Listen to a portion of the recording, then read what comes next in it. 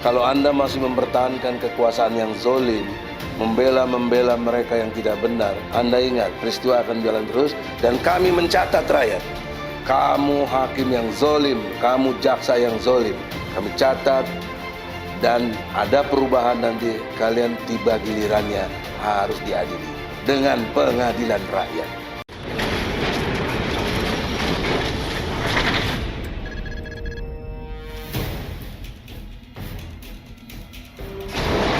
Bismillahirrahmanirrahim. Assalamualaikum warahmatullahi wabarakatuh. Waalaikumsalam warahmatullahi wabarakatuh. Hari ini kita kasihan ibu-ibu nanti kayak di sarang penyamun, Bang. Iya. Baik, pagi ini kami dari tim advokasi Bela Gus Dur juga Bela Bambang Tribulono akan menghadiri sidang dalam agenda pemeriksaan saksi-saksi, dan sebenarnya kita harapkan hari ini yang kita hormati Bapak Presiden Joko Widodo berkenan hadir untuk memberikan keterangan dua. Yang pertama, keterangan terkait dirinya memang punya ijazah. Yang kedua, ijazahnya memang ada. Dan yang paling penting menurut Pak Amin Rais apa? Asli. Nah, Pak Amin Rais disebut apa? Asli. Begitu ya. Nah, untuk itu yang pertama kali kepada Bang Egy. Silakan Bang, sampaikan pandangannya Bang. Ya, di dalam proses hukum yang terpenting itu dua hal penting, yaitu bukti-bukti dan saksi. Kini persidangan masuk tahap itu, bukti dan saksi. Oleh karenanya, bagaimana hakim mau memutus kalau bukti dan fakta saksi-saksinya tidak menerangkan yang sebenarnya?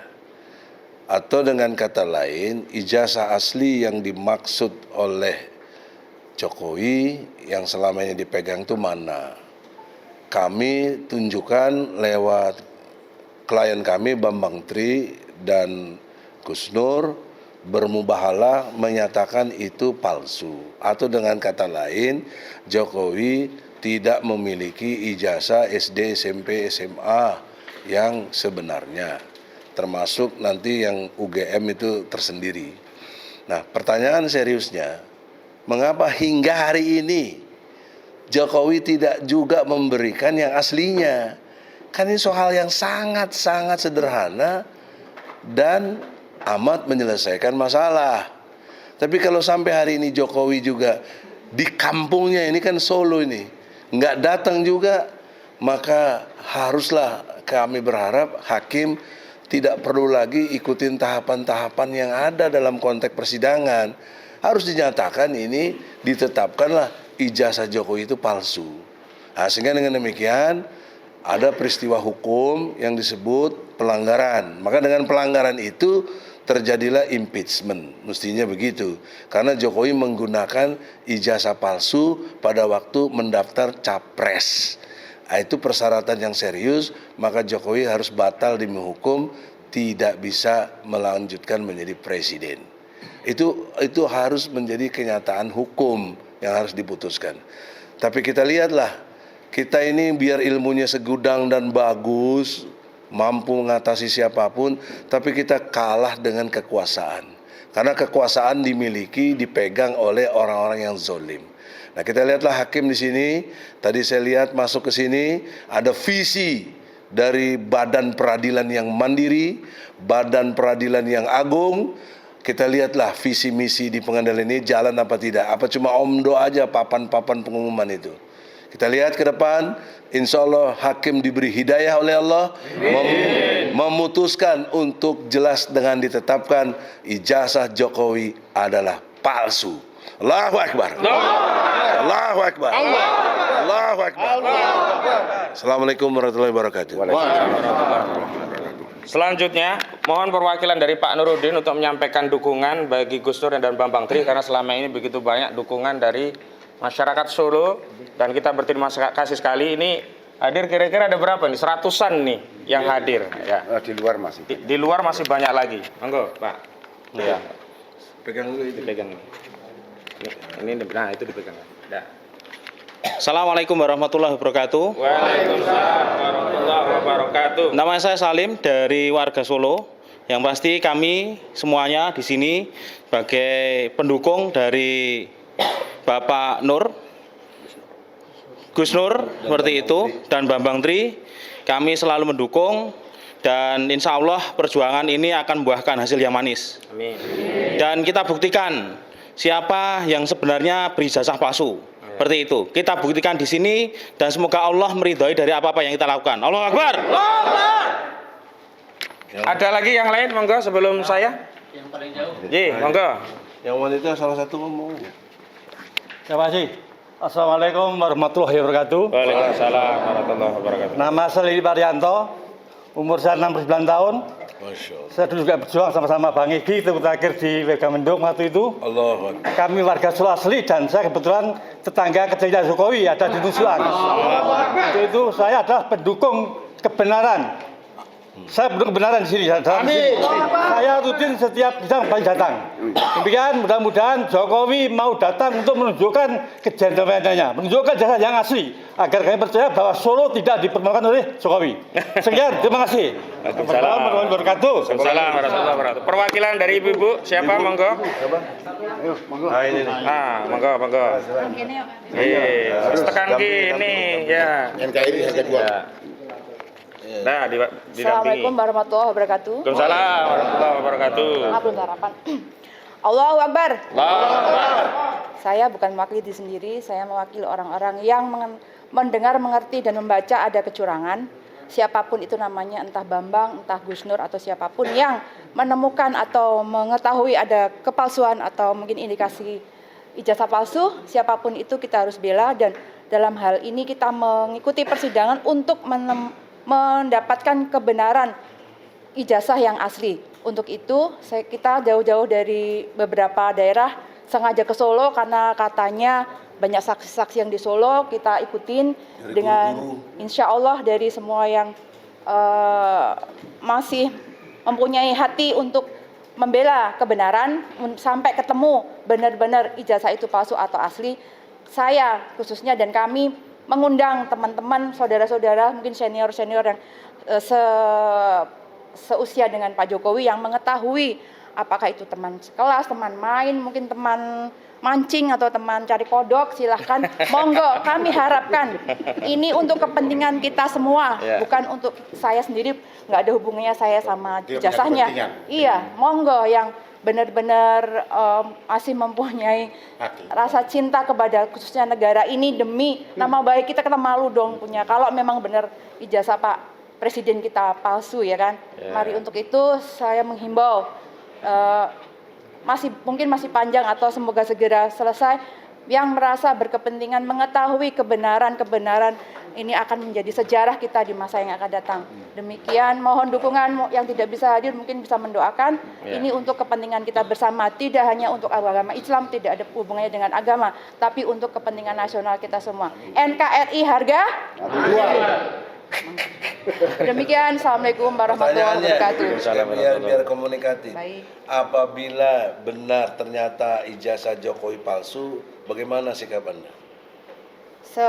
Secara hukum saya tidak banyak memahami, tapi secara harga diri dan harga bangsa, monggolah Pak Jokowi legowo mundur karena itu adalah moral dan ya nama baik kita yang akan tercatat tidak hanya di dunia ini, tapi juga selamanya dan akan mungkin dihisab di mata Allah. Dan Bapak sudah sebaliknya kalau pengadilan ini bisa diatur, direkayasa, ternyata ijazah Jokowi asli, bagaimana? Ya tunjukkan di sini. Kan kita belum tahu Pak. Monggo Pak. Cuman nunjukkan aja Pak. Apa kita perlu main ke rumahnya? Di sini Pak? Bisa dengan akrobat, nggak perlu ditunjukkan, tahu-tahu diketok palu oleh hakim. Wallahu a'lam bishawab, kita berharap hakimnya. Nah, bagaimana sikap rakyat? Bagaimana sikap rakyat? Musibah. Sebagai rakyat ya saya tetap mengharapkan, mendoakan dan sudah doa sudah. Ini dinyatakan tetap asli walaupun nggak ditunjukkan. Musibah bagi rakyat Indonesia. Sikap rakyat tetap mendiam atau melawan? Itu yang penting. Lawan. Pengadilan. Jadi Hari ini adalah hari penentu, kita semua di sini tahu bagaimana sikap hakim dan tim pengadilan di sini. Baik. Matur nuwun dari saya. Assalamualaikum warahmatullahi wabarakatuh. Salam Allahu Akbar. Allahu Akbar. Ada yang kakung ya, yang Putri sudah dulu. Yang kakung ada perwakilan lagi? Baik. Iya, monggo. Ya. Assalamualaikum warahmatullahi wabarakatuh. Waalaikumsalam warahmatullahi wabarakatuh. Saya datang dari Solo Timur ini Pak. Solo Timur? Oh, Klaten. Masya Allah. Alhamdulillah saya belum pernah ketemu, tapi 2 kali saya ketemu Gus Nur di Tasikmalaya ketika Pengajian? Iya, pengajian tabligh akbar bersama Mujahidin. Kemudian di Cibubur setelah aksi 212 kami diundang di sebuah pondok. Saya bukan mewakili organisasi, tapi izinkan saya mewakili diri pribadi saya bahwa saya akan kawal dan kami teman-teman akan kawal terus persidangan ini sampai selesai, sampai dibebaskan dua ustadz kami, Gus Nur dan Bambang Tri. Ya, kalau kemarin saya lihat penasihat hukum mengajukan surat penangguhan penahanan. Kemudian hari ini kami juga akan konfirmasi apakah disetujui apa tidak. Kalau tidak disetujui apa alasannya, bisa dibuka di depan umum. Kalau membutuhkan Jaminan. ya kami siap Menjamin semuanya. ya, bisa. Ya, secara pribadi dan bersama dengan kawan-kawan. Kemudian kalau perlu pengganti, misalnya akan minta diganti dengan ditahan, siap saya ulang. Oh, menggantikan. Siap. Iya,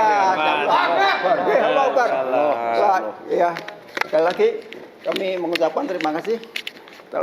Itu mendapat kesempatan untuk bicara. Saya kembalikan. Ya, baik. Monggo sekali lagi sebelum saya closing. Cukup.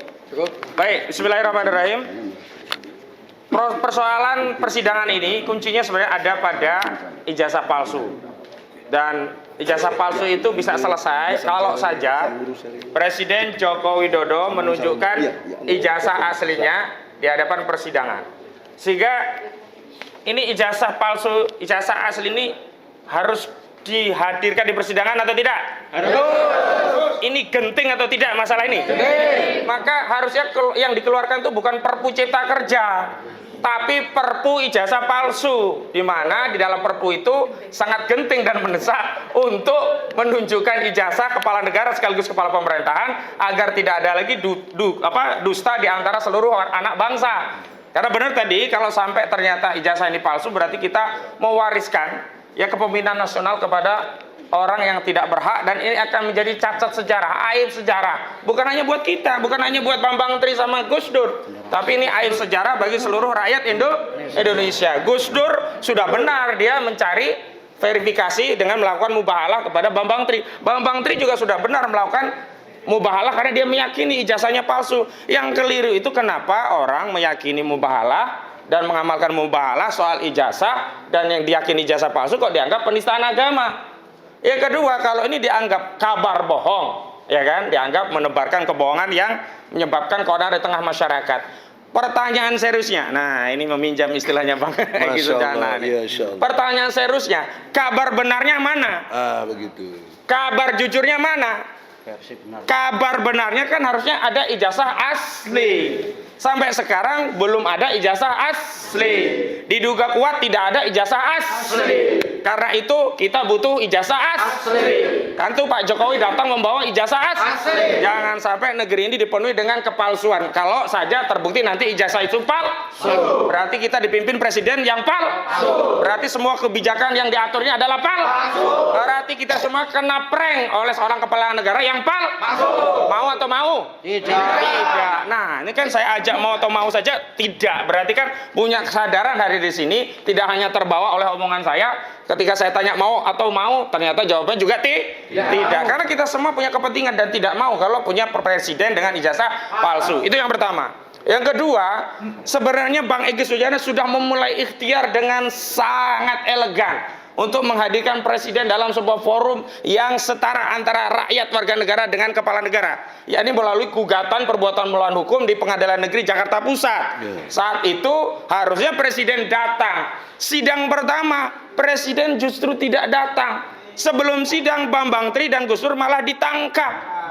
Dan akhirnya Bambang Tri tidak mampu untuk menghadirkan bukti-bukti di persidangan dan mencabut. Dan sekarang, karena sekarang kasusnya pidana, jadi beban pembuktian ada pada polisi jaksa dan jaksa. Jadi jaksa yang harus menghadirkan presiden dan ijazah aslinya di persidangan ini. Kalau kita udah tanya guru-guru, teman, handai tolan, anak, cucu, kemudian juga peliharaan ditanya, kambing ditanya, kodok ditanya, cebong ditanya. Tetapi yang punya ijazah belum pernah ditanya.